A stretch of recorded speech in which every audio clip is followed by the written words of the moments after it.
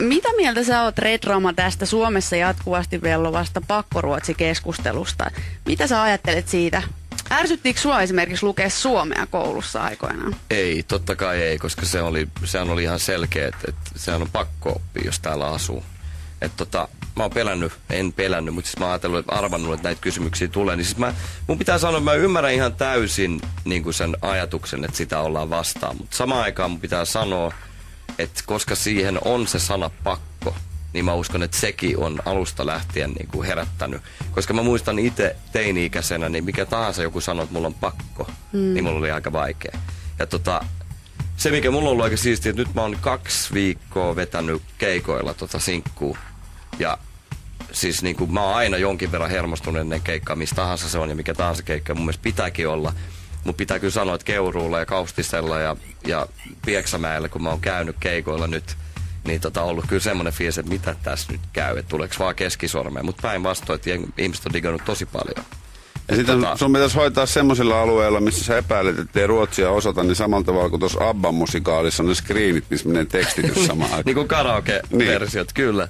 Ei, mutta siis sitä, että toihan on ikuinen keskustelu, mä ymmärrän sen ihan täysin, mutta samaan aikaan niin on se nyt tyhmä sana, mutta siis onhan tää kaksikielinen maa. Et mä en ole niitä, eikä mun perhekään ole niitä, eikä mun mutsi, mä en tiedä niin kuin ehkä isovanhemmista, joka vaatisi missään nimessä, että ruotsinkielistä palvelusta, niin kuin varmaan tää Helsingissä Stockmanilla on näitä vanhoimpia rouvia ihan varmasti löytyy. Jotka ei osta myyjältä, jos sille ei ole. Sitten mä lähden mökille, missä mun niin kuin äidin suku tulee Houtskarilta, mikä on aika pitkälle niin kuin siinä Turun saaristossa, mikä on nykyään, niin kuin suomen kieli on tullut vahvasti sinne. Niin siinä mä huomaan, että mäkin itse periaatteessa kaupassa puhun ruotsia. Mutta totta kai, kun joku puhuu mulle suomea, niin mä vastaan suomeksi. Mut se on niin, se tulee paikka. automaattisesti. Mutta se on mulle enemmän se, että se on lapsesta saakka ollut semmoinen paikka, missä mä oon kuullut vaan ruotsia, ja sit se tulee.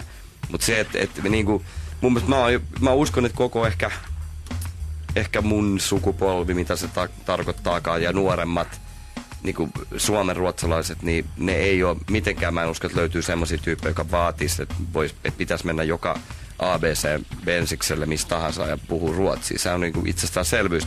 Totta kai siinä on siitä kyse, että yrittää pitää siitä kiinni.